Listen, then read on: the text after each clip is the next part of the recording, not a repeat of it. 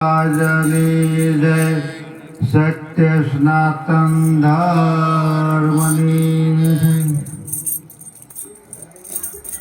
સત્ય સ્વરૂપ અને નિર્મળધામ એવા સદગુરુ પરમાત્માને મારા કોટી કોટી વંદન. અહીં બિરાજમાન સર્વે સંતોને મારા જય ગુરુ મહારાજ. આજનો અણમોલો અવસર પીપળી મુકામે ગોવિંદભાઈને ત્યાં રાખવામાં આવ્યો છે.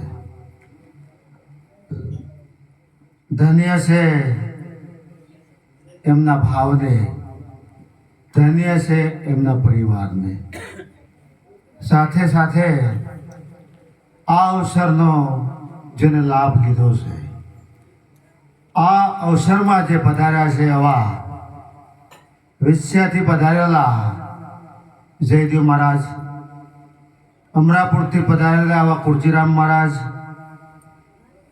આસલપુરથી પધારેલા એવા મુકેશરામ મહારાજ, અહીંના જ એવા અહીંના વતની એવા રતનસિંહ મહારાજ.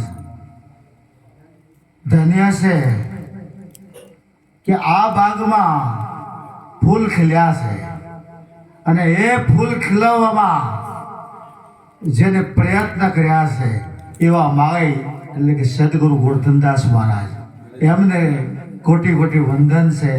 એમને ધન્ય છે એમના ભાવને.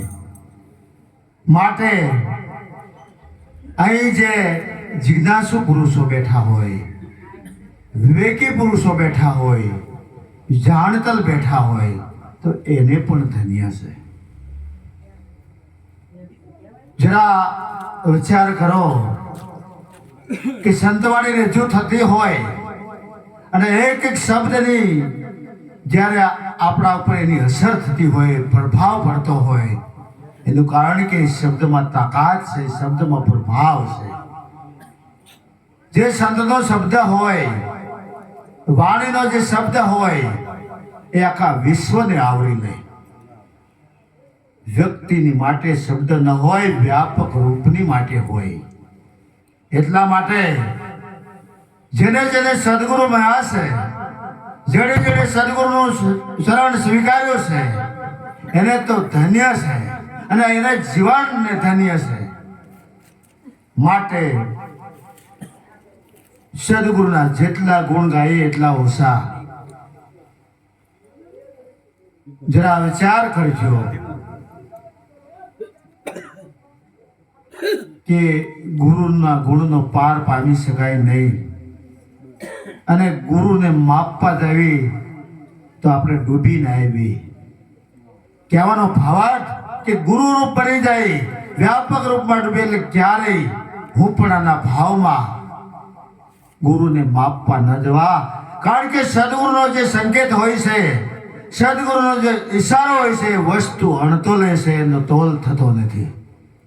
માટે જરા વિચાર કરજો કે આજે રાગ અને તાલમાં આપણું જીવન પસાર થઈ રહ્યું છે. જ્યારે શબ્દનો તોલ થશે અને જ્યારે રાગમાંથી વિરાગ પ્રગટ થશે ત્યારે ખરો આનંદ આવશે. માટે લૂંટવા જેવો આનંદ છે અને આનંદ એ પરમાત્માનું સ્વરૂપ છે. જરા વિચાર કરો કે આનંદને કોઈ રંગ કે રૂપ નથી. માટે આનંદ ઘડી હેતે ભજવા હરી. આજ આનંદની ઘડી મંગાઈ છે, એવી ઘડી મંગાઈ છે. આ તનરૂપી ઘડિયાળ છે અને આવી તનરૂપી ઘડી મંગાઈ છે એટલે આ ઘડીને પારખી લેવાની જરૂર છે. એક ઘડી આથી ઘડી આથી મેં પુની આધ તુલસી સંગત સંત કી કટે કોટી અપરાધ. એવા સંત ભેટી જાય તો આપણા બધા અપરાધ છે સમી જાય છે. એટલે સદગુરુના જેટલા ગુણ ગાઈએ એટલા ઓછા. અને જેને જેને સદગુરુ મળ્યા છે એને ધન્ય છે. અને સદગુરુને જે વ્યક્તિ માને છે એટલે માટે એના બદલે આપણે વ્યાપક રૂપ માનવાના. સદગુરુ વ્યાપક રૂપ છે. માટે એમ કહેવાયું છે કે દેહ દ્રષ્ટિવાળા દેહને ઓળખે દેહ દ્રષ્ટિવા બધા દેહના ઘાટને ઓળખે છે. દેહ દ્રષ્ટિવા દેહને ઓળખે. આત્મ દ્રષ્ટિ હરિ આપ. આત્મ દ્રષ્ટિ જેને મળી છે એનાથી પરમાત્મા જરાય દૂર નથી. માટે ભારતની ભૂમિમાં જે સત્ય સનાતનનો જે ડંકો વગાડી રહેવા સંતો, પૂર્વે એવા સંતો થયા, હાલ આવા સહજ વેશ્ય સંતો વિલસી રહ્યા છે. અને જ્યાં સુધી સાંધો સૂરજ નવલખ તારા રહેશે ત્યાં સુધી આ સંતની શ્વાસ મટવાની નથી. માટે એમ કહેવાયું છે કે વિશ્વ આત્મા અખંડ સ્વરૂપ ખ્યાસાતાણી ન કરો ભાઈ જ્ઞાની પુરુષની સમદ્રષ્ટિ. જેને સમદ્રષ્ટિ હોય છે ને એને ખ્યાસતાણ મટે છે, વાદ વિવાદ મટે છે. માટે નામ જાણ્યાનું પારખ્યું મટી જાય વાદ વિવાદ. અને જરા વિચાર કરજો, વાદ કરવો હોય ને તો જાણતા સાથે કરજો, વાદ કરવો હોય તો જ્ઞાની સાથે કરજો.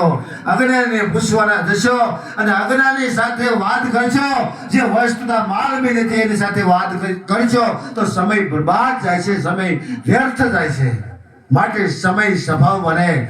આ સમયને પારખી માટે સંતો આવી સંત સભા, આવી સંતવાણી દ્વારા આપણને સાવધાન કરે છે. માટે સાવધાન શબ્દ આયો કન્યાને પધરાવો. આ સંતો સાવધાન કરે છે કે વાસ્તવમાં તું જેવી તું તારી ધારણા છે, વાસ્તવમાં જે તારી ધારણા છે એવા પરમાત્મા છે. જરા તારા ઘટનામાં પૂછી જો, તારા અંતર આત્માને પૂછી જો. સંત અને શાસ્ત્ર પુકાર કરીને કહે છે જરા વિચાર કરો કે રામ હોય કૃષ્ણ હોય એને એની દિવ્યતાની વાત કરી દીધી. જરા વિચાર કરજો ગીતાની અંદર જે પરમ તત્વ છે એના ગુણ ગાવામાં આવ્યા છે. જ્યારે યોગ વશિષ્ઠ રામાયણની અંદર જે પરમ તત્વ રહેલું છે એના ગુણ ગાવામાં આવે છે. માટે કહેવાયું છે કે મારા પ્રાણ તણા વિશ્રામ વંકા વનમાં ગઈ અબાના સો આત્મ રામ.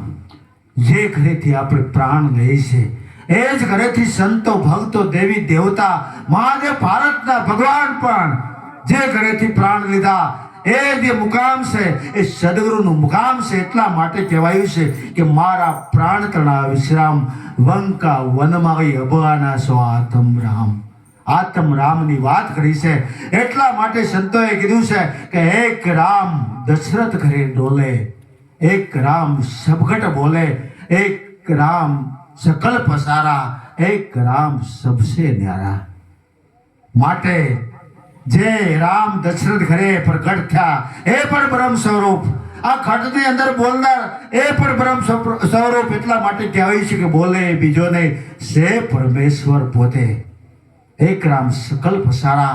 જે વિશ્વરૂપની વાત કરવામાં અખિલ વિશ્વમાં જે તત્વ બિરાયું માટે કહેવાયું છે કૃષ્ણ પરમાત્મા અર્જુનનો રથ મધ્યમાં લઈ જાય છે.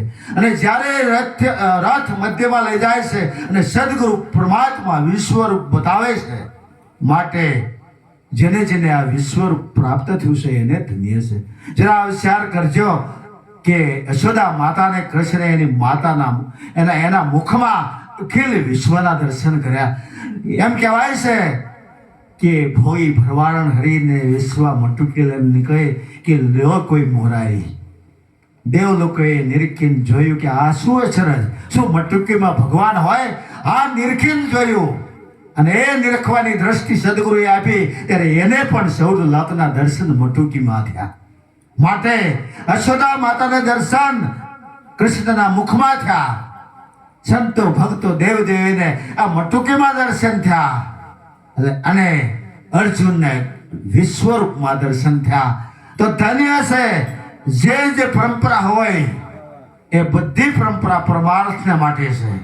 જે સંતોને જેવી રીતે મળ્યું માટે કહેવાયું છે કે ક્યારેય વ્યાપક રૂપમાં કોઈ સંપ્રદાય હોતો નથી, વ્યાપક રૂપમાં કોઈ ધર્મ હોતો નથી. માટે માનવ ધર્મ શ્રેષ્ઠ છે, સ્વધર્મ શ્રેષ્ઠ છે. માટે કહેવાયું છે કે પાપ તારું પ્રકાશ જાડેજા, ધર્મ તારો સ્વભાવ. અને જેને જેને પોતાનું ધર્મ સંભાળ્યું છે અને ધર્મ પોતાનો કોણ સંભાળી શકે, પોતાની ફરજમાં કોણ રહી શકે કે જેને સમૃદ્ધ સદગુરુ મળ્યા હોય, સદગુરુ ઉપર પૂર્ણ વિશ્વાસ હોય, સદગુરુ ઉપર પૂરી વિશ્વાસ હોય, દ્રઢતા હોય. એ જ આ ધર્મનું પાલન કરી શકે છે. માટે આ ભારતની ભૂમિમાં એવા દિવ્ય પુરુષો પ્રગટ થયા જેથી કરી અને આ ધર્મનું સ્થાપન જે અવિરત છે, અનાદિકાળથી છે, એમાં કોઈ ફેરફાર થતો નથી. એ સત્ય સ્વરૂપ છે. માટે સત્ય સદોદિત જેમનું તેમ છે, ના આવે ન જાય. આવે જાય એને સત્ય ન કહેવાય, આવે જાય તો નાશવંત વસ્તુ કહેવાય. માટે સત્ય સદોદિત જેમનું તેમ છે, ના આવે ન જાય. આવું સત્ય છે એ અનાદિથી ઉદયમાન છે, પ્રકાશિત છે, સ્વયં પ્રકાશિત છે. માટે કહેવાયું છે કે ઉત્પન્ન થાય અને પ્રલય થાય એટલું અસત્ય કહાવે કે જેટલું ઉત્પન્ન થાય એટલું પ્રલય થાય અને એટલું અસત્ય કહાવે. અને જરા નજીક આવો ને તો સંતોએ કીધું છે કે નાશવંતનો નેડો મૂકી સંત શરણાગત રહે. આ દેહ નાશવંત છે અને દેહની અંદર જે હોંકારો કરનાર શાશ્વત છે. આ દેહની અંદર જોનારો, જાણનારો, પારખનારો હાજર છે. અને જે હાજર છે એને કોઈ રંગાઈ નથી, એને કોઈ રૂપાઈ નથી. એ તમારું પરમ સ્વરૂપ છે. માટે અજ્ઞાનતાના લીધે એમ કહેવાય છે કે જ્યારે આપણે ગુરુ શરણે જઈએ ત્યારે આપણે ધારણાઓ લઈને જઈએ છીએ, ત્યારે આપણે બનીને જઈએ છીએ.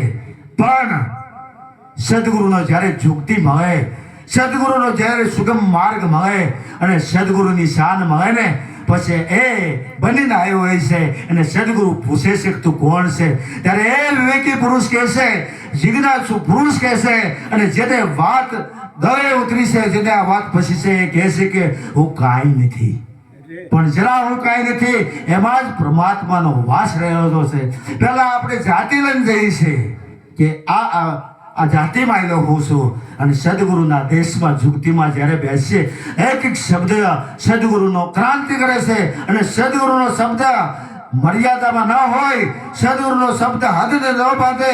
સદગુરુનો શબ્દ તો અનહદ હોય છે, સદગુરુનો શબ્દ તો વ્યાપક રૂપ હોય છે. સદગુરુનો શબ્દ સીમાને ન લાગુ પડે. સીમાથી પર અસીમ શબ્દ સદગુરુનો છે. અને આ સદગુરુનો સત શબ્દ જેને મળ્યો છે, એટલા માટે કહેવાયું કે સત્ય શબ્દ એ રામ સબ ઘટ મેં બોલે. આ બોલનારો છે એ કોણ છે? અને એ પોતાનું સ્વરૂપ છે. માટે દેખંદા કોઈ આ દલમાં, પરખંદા કોઈ આ દલમાં, નિરખંદા કોઈ આ દલમાં, જણ જણ જાગરી વાગી રહી છે.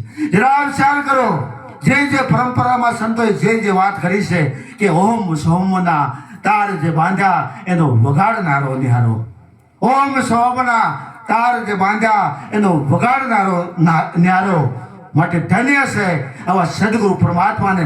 ધન્ય છે આ ભારતની ભૂમિમાં જે ધારાના સંતો હોય, જે પરંપરા. જરા વિચાર કરજો કે નદી ભલે જુદી હોય, ગંગા, જમના, સરસ્વતી કહેવાય, પણ એનું સ્વરૂપ તો પાણી જ છે, જળ જ છે. અને એ જળ જ્યારે દરિયાને મળે છે ત્યારે ગંગા, જમના, સરસ્વતી કહેવાય નહીં, એ વ્યાપક રૂપ દરિયો કહેવાય છે. માટે સદગુરુનું સ્વરૂપ એવું છે, સ્વયં સ્વરૂપ એવું છે કે વ્યાપક રૂપ છે. માટે કહેવાયું છે કે તું તો દરિયામાં લહેરી સમાન, લહેરી ક્ષમતાને સમુદ્ર દેખાય. લહેરી એ પરમાત્માનું લહેરી ભલે આપણને દેખાય, પણ જ્યારે લહેરી સમાઈ જાય, એમ આ ઘટની અંદર જ્યારે મનની લહેરી સમાઈ જાય ને ત્યારે સમુદ્ર રમ મન છે અમન રૂમ બને છે. માટે મન સમજાવે તે નર મોટા સ્થિરતા પદમાં ઠર્યા. જેને મનને સમજાયું છે એને ધન્ય છે. મન આપમેળે સમજતું નથી. આપને છૂટવાનો ઉદ્યમ કરી તો આ મન સમજતું નથી. આ મન છે માયામાંથી આપણે મુક્ત બની શકતા નથી. માટે કહેવાયું છે કે છૂટવાનો ઉદ્યમ કરે એમ જીવ ભમણો બંધાય. આપ ભવે છૂટે નહીં છોડાવે સદગુરુ રાય.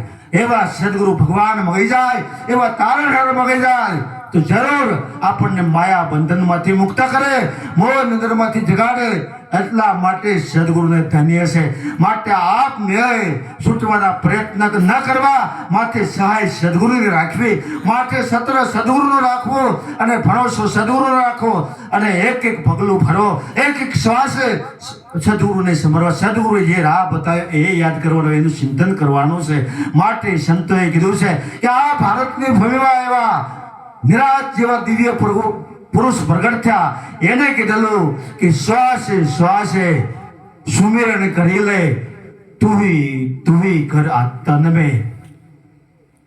ધન્ય છે આવા પુરુષોને કે શાન ગુરુ की ऐश त्यारत देख दिल दर्पण में આ દિલ રૂપી રિસામાં જે સદગુરુએ શાન કરી છે જોવાની છે માટે હમણાં જ રતનસિંહ મહારાજ કહેતા હતા કે જેને 30 દિવસનો મહિનો હોય અને એક દિવસ જે આવી સંત સભામાં આવે એને ધન્ય છે. અરે એક મહિનો નહીં પણ 12 મહિનામાં ગુરુ પુણ્ય જે હાજરી આપે છે એને ધન્ય છે. પણ સંતોએ તો એમ કીધું છે કે નિષ્ઠીને તાળી લાગી કાયમને માટે તાળી હરતા ફરતા ધંધો કરતા ધ્યાન હરિનું તરવું. જે હરતા હોય ફરતા હોય ધંધો કરતા અને ધ્યાન તો હરિમાં હોય એટલા માટે કીધું છે કે આંખ મારી ઉઘડે ત્યાં સીતારામ દેખું. જેની આંખ ઉઘડી જાય છે એના માટે પરમાત્મા જરાય દૂર નથી. એ ભલે ઊંઘમાં આ તનની નિંદર આવ્યા જ્યારે ઇન્દ્રિયો જ્યારે એ સ્થિર હોય પણ પોતે તો સેમ જાગતો હોય છે. તુંય રટણ હોય છે. માટે આવી છે ને તાળી લાગી છે. તાળી પાડવાની નથી, તાળી લગાડવાની છે. જેની સદગુરુ પરમાત્મા સાથે તાળી લાગી થઈ છે એની ખરી તાળી પડી છે અને એના જીવનને ધન્ય છે. માટે આ જીવન મળ્યું છે દેવથી દુર્લભ એવો આ દેહ મળ્યો છે. માનવ દેહ મળ્યો છે. માનવને પણ અવતાર કહેવામાં આવ્યો છે કે તને મળ્યો મનુષ્ય અવતાર માંડ કરીને. આવો માંડ કરીને અવતાર મળ્યો છે. 84 ચક્કર ફરતા ફરતા આવો અવતાર મળ્યો છે. માટે શેતી જવાની જરૂર છે. અને જેના સંતના શબ્દ ઉપર જેને વિશ્વાસ છે, સંત સ્વરૂપ ઉપર જેને વિશ્વાસ છે અને ધન્ય છે. માટે એક શ્વાસો ઓછો થતો જાય છે. આવેલો શ્વાસો ફરી આવે કે ના આવે એની કોઈ ગેરંટી નથી. જાનકી નાથે નતું જાણ્યું કે કાલે શું થવાનું છે. માટે ભવિષ્યની પરવા ન કરતા ભૂતકાળમાં જે થયું એ બરાબર પણ વર્તમાન જેનો સુધરી જશે તો એનું ભવિષ્ય ઉજવું હોય છે. માટે ધન્ય છે ભારતની ભૂમિને. એમાં આવા પરમ સદગુરુ પ્રગટ થયા, આવા સંતો પ્રગટ થયા અને જેને સદગુરુનું બાવડું પકડ્યું છે અને જે સદગુરુની સામે સદગુરુની જુગથી મટ્યા છે અને જે મટ્યા છે એને જ પરમ પદને પામવાનો મોકો મળ્યો છે. માટે સદગુરુના જેટલા ગુણ ગાય એટલા ઓછા. જેટલા ગુણ ગવાય છે, જેટલું આપણું સુગમ કાર્ય આપણા હાથે થાય છે એ કૃપા સદગુરુની છે. અને જો આપણામાં કાંઈ કશાશ હોય, આપણામાં ખામી હોય તો એ દોષ આપણા છે. અલ્પમતીથી આપણા દોષ થાય. માટે અલ્પમતીમાંથી પૂર્ણ મતી સદગુરુ આપે છે. આપણી જે મતિ છે એ સીમિત છે પણ વ્યાપક રૂપ જે દ્રષ્ટિ આપે છે, વ્યાપક બુદ્ધિ સૂક્ષ્મ બુદ્ધિ તો સદગુરુ આપે છે. માટે ડાબી છે ઈંગલા, જમણી છે ભીંગલા અને એ સૂક્ષ્મનો નાદ જ્યારે લાગી જાય છે, જ્યારે તરવીણા એટલા માટે કહેવાયું છે કે તરવીણા ખાટે સુરતા તો લહેરું લે છે. જેની સૂક્ષ્મતા જાગી જાય છે, જેની સદગુરુની સાથ ઘટમાં લાગી જાય છે, તાળી લાગી જાય છે, તુંય રણકાર થયો છે, એને જ આ તરવીણાના ખાટની મોજ મળે છે. માટે ધન્ય છે. દરેક પરંપરા હોય, દરેક પરંપરાના સંતો હોય એ બધાના પ્રયત્નો એવા છે કે તમે નિજ ઘરે પહોંચી જાઓ, નિજ ઘરે પહોંચી જાઓ. અને પહોંચેલા પુરુષ હોય એ ક્યારેય પોતાનો દાવો ન કરે, ક્યારેય પોતાનો દાવો નહીં. એ બધા સંતોનો જે નિષ્ફળ હોય, નિષ્કર્ષ હોય એ અપનાવે. એટલે માટે સંતોનો સિદ્ધાંત જેના જીવનમાં પ્રગટ થયો છે, સંતોનો સિદ્ધાંત જેને અપનાવ્યો છે અને ધન્ય છે.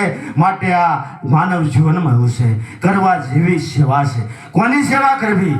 માત પિતાની પૂર્ણ સેવા કરજો. એ બોલતા ચાલતા આપણા ભગવાન છે. સદગુરુ આપણા પ્રગટ પરમાત્મા છે. એટલા માટે કહેવાયું છે કે પ્રથમ પહેલા કોને સમરીએ, કોના લઈએ નામ. માત પિતા ગુરુ આપણા, પછી લઈ અલગ પુરુષના નામ. માત પિતાની સેવા કરશો અને માત પિતાની સેવાથી આશીર્વાદ મળશે અને એ આશીર્વાદ મળશે ને તો ઘટમાં અંધારું નહીં રહે. આ દિલ પવિત્ર બનશે. અને માટે કહેવાયું છે કે દિલ દરિયામાં ડૂબકી દેના મોતી લેના ગોતી. આવું સંતોનો સંકેત છે કે આ તક મળી છે, આ ટાણું મળ્યું છે. મનુષ્ય દયનું ટાણું મળ્યું છે. માટે એક ટાણું કરી લે. અખિલ વિશ્વમાં એક જ પરમાત્મા છે અને એમાં તારી સુરતા લાગી જાય છે. માટે કહેવાયું છે કે હરિને ભજતા હજુ કોઈ લાજ જતા નથી જાણી. જેની સુરતા હોય સામગ્રીની સાથ એમ વધે છે વેદને વાણી. માટે નિરાજ જેવા પરમાત્માએ કીધું છે કે મારા પ્રાણ તણા વિશ્રામ વંકા વનમાળી અબના સો આત્મ રામ. જે ભજવા જેવા રામ છે એ ન્યારા રામ છે અને એ આત્મ રામ છે. માટે આત્મા એ જ પરમાત્મા.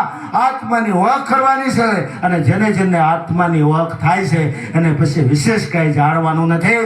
આજે અજ્ઞાનતાના લીધે આપણે દાવો કરીએ છીએ કે હું જાણું છું, હું જાણું છું, પણ સદગુરુ ભેટી જાય અને સદગુરુની જો આ શિર પર કૃપા ઉતરી જાય તો હું કાંઈ જાણતો નથી એવો ભાવ પ્રગટ થાય છે. તો ધન્ય છે ભારતના સંતોને અને આ વર્તમાનમાં જેને સદગુરુ સેવ્યા છે એને ધન્ય છે. માટે કહેવાયું છે કે આરે અવસરમાં જેણે સદગુરુ સેવા વસ્તુ તો દેહમાં દર્શાવી સુહાગી લાલ. આ અવસરમાં છે એને સદગુરુ સેવા છે અને ધન્ય છે.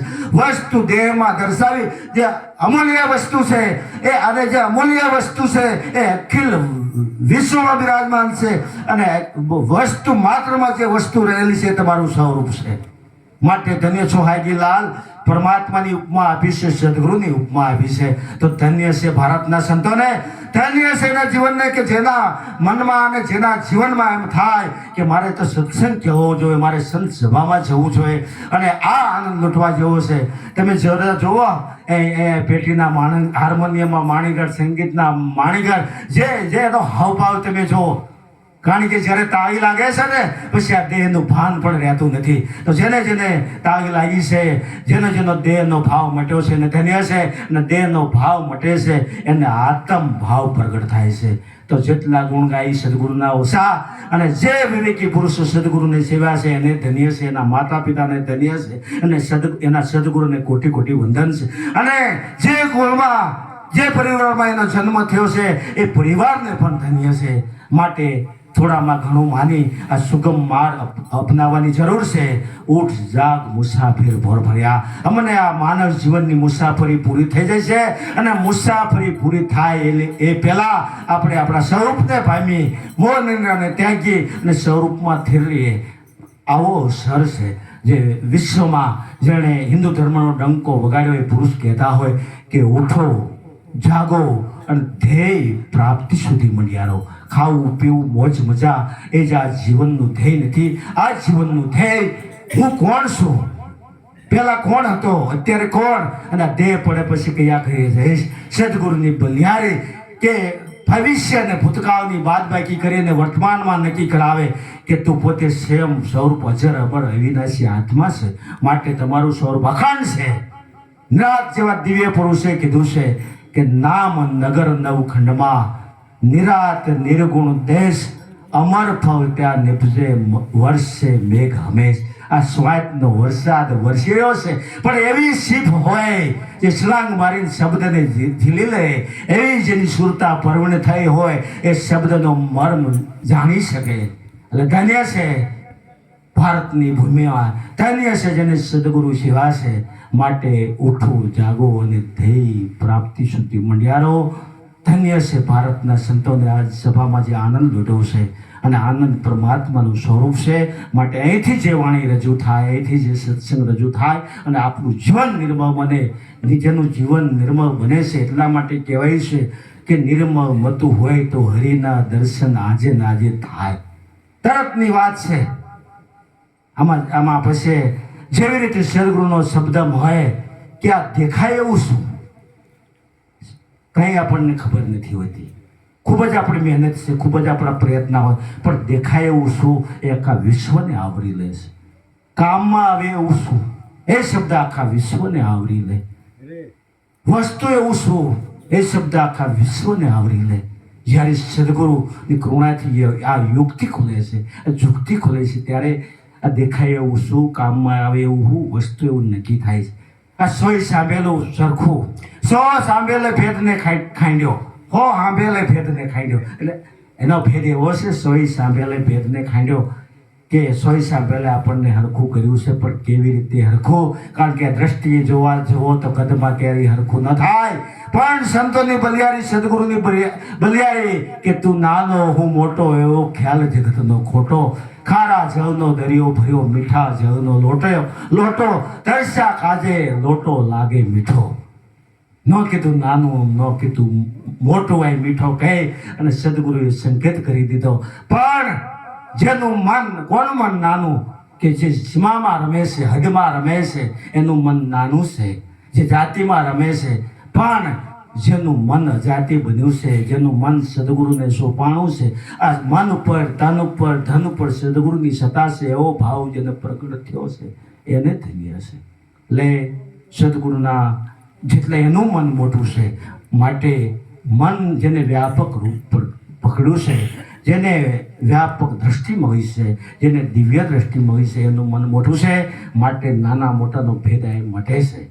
અને આ ભારતના સંતો સંત શાસ્ત્ર પોકારીને કહે છે કે માનવ જીવનનું ધ્યેય પોતાનું નિજ સ્વરૂપ જાણવાનું છે. તો ધન્ય છે ભારતના સંતોને અહીંથી જે વાત રજૂ થઈ એ સદગુરુની કૃપાથી થઈ છે.